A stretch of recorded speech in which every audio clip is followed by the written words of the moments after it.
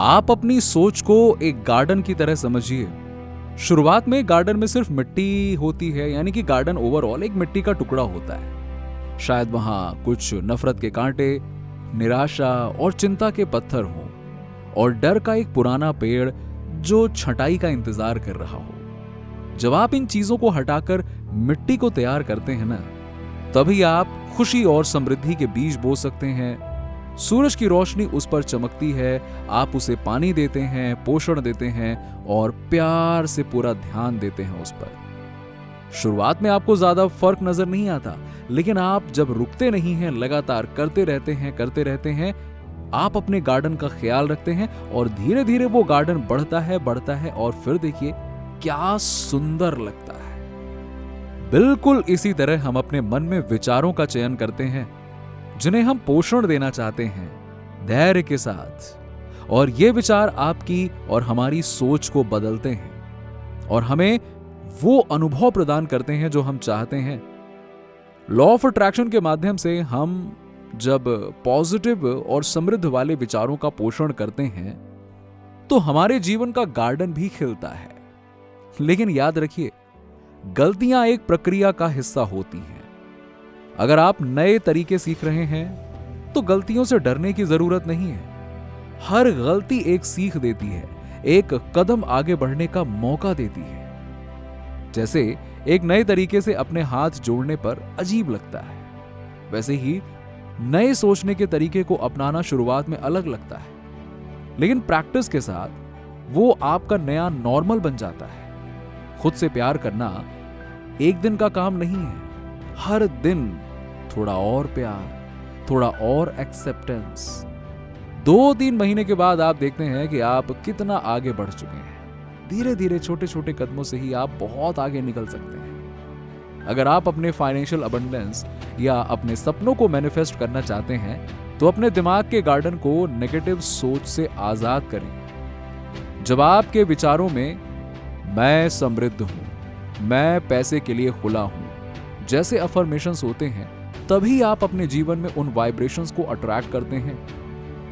Relaxation और meditation इस प्रक्रिया में बहुत जरूरी है। जब हम रिलैक्स्ड और शांत होते हैं तभी हम अपने अंदर की एनर्जी को सही दिशा में ले जा सकते हैं। बस कुछ पल के लिए अपनी आंखें बंद कीजिए, एक गहरी सांस लीजिए और खुद से कहिए, मैं अपने लिए सब कुछ कर सकता हूं, सब कुछ ठीक है।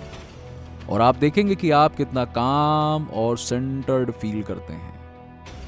मेडिटेशन के माध्यम से हम अपने अंदर की विजडम से जुड़ते हैं।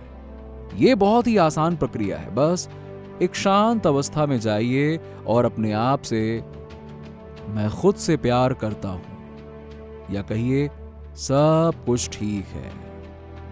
ऐसे ही वर्ड्स को रिपीट करते रहिए। अगर आप चाहते हैं मैं समृद्ध हूं जैसे फ्रेजेस भी यूज कर सकते हैं जो डायरेक्टली आपके फाइनेंशियल गोल्स के साथ में रेजोनेट करते हैं, तो ये भी बहुत अच्छी बात है। विजुअलाइजेशन भी एक बहुत ही पावरफुल टूल है जो आपके अफर्मेशंस को और स्ट्रॉन्ग बनाता है। अपने आप को उस स्टेट में इमेजिन कीजिए जिसमें आप अपने फाइनेंशियल ड्रीम्स को पूरा करते हुए देखते हैं। जो कुछ भी आप मैनिफेस्ट करना चाहते हैं उसका एक क्लियर और पॉजिटिव इमेज आपके माइंड में रखिए। विजुलाइज कीजिए कि पैसे का एक फ्लो आपके जीवन में आ रहा है और आप खुशी और शांति के साथ इस अबंडेंस का अनुभव कर रहे हैं। यह प्रक्रिया एक दिन में आपको आशीर्वाद नहीं देगी, लेकिन धैर्य और प्रैक्टिस के साथ आपका गार्डन, चाहे वो वेल्थ हो या सेल्फ लव, समृद्धि से भर जाएगा।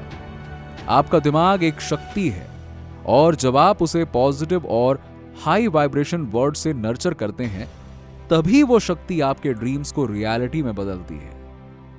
मैं सोचता हूं कि विजुअलाइजेशंस काफी जेंटल और सूदिंग होने चाहिए, जैसे एक इमेज, सूरज की रोशनी जो बीमार सेल्स को मेल्ट कर रही हो या एक जादूगर अपनी मैजिक वांड से उन्हें ट्रांसफॉर्म कर रहा हो।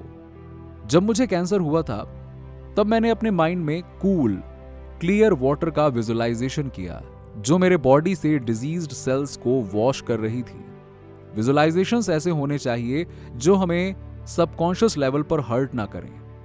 अगर आपके परिवार या दोस्तों में कोई बीमार है तो उन्हें हमेशा बीमार ही देखते रहना उनके लिए इंसाफ नहीं है। उन्हें अच्छा होते हुए देखें, उन्हें पॉजिटिव वाइब्रेशंस भेजें। लेकिन याद रखें, उनका ठीक होना उन्हीं के हाथों में है। बहुत सारी अच्छी अच्छी ऑडियो टेप्स और गाइडेड मेडिटेशंस अवेलेबल हैं जो उन्हें इस प्रोसेस में हेल्प कर सकती हैं, अगर वो ओपन है। अगर नहीं है तो कोई बात नहीं, सिर्फ उन्हें प्यार भेजिए, है ना।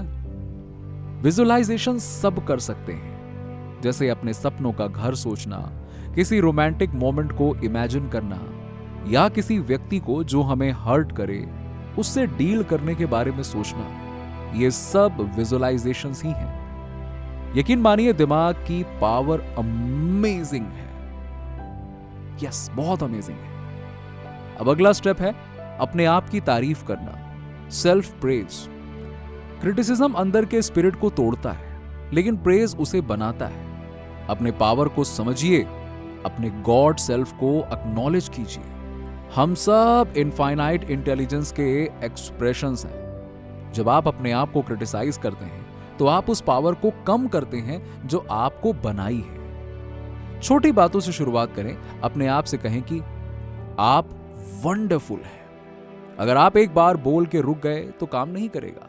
इस प्रैक्टिस को लगातार करते रहिए, चाहे 1 मिनट के लिए ही हो, और बिलीव मी, ये आसान हो जाता है।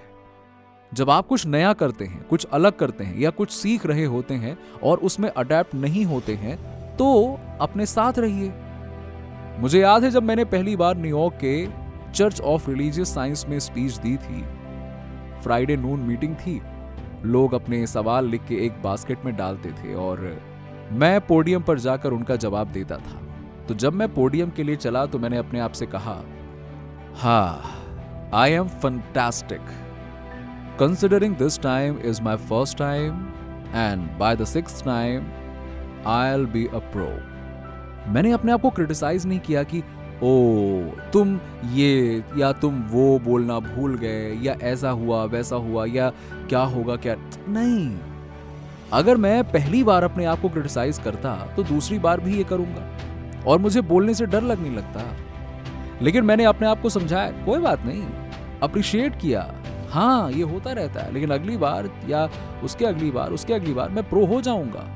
और हर मीटिंग के बाद अपने आप को इंप्रूव करने की बात की, बिना अपने आप को गलत फील कराए। ये मेथड हम अपनी लाइफ के हर एरिया में अप्लाई कर सकते हैं।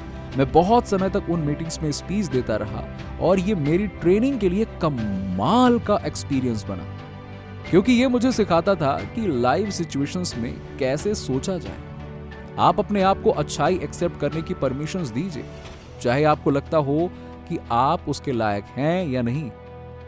मैं पहले डिस्कस कर चुका हूं कि अगर हम ये मान लें कि हम डिजर्व ही नहीं करते तो हम अपनी लाइफ में अच्छी चीजें लाने का ब्लॉक कर देते हैं। सोचिए, अगर आप ये माने कि आप गुड थिंग्स डिजर्व नहीं करते तो कैसे आप उन्हें मैनिफेस्ट करेंगे।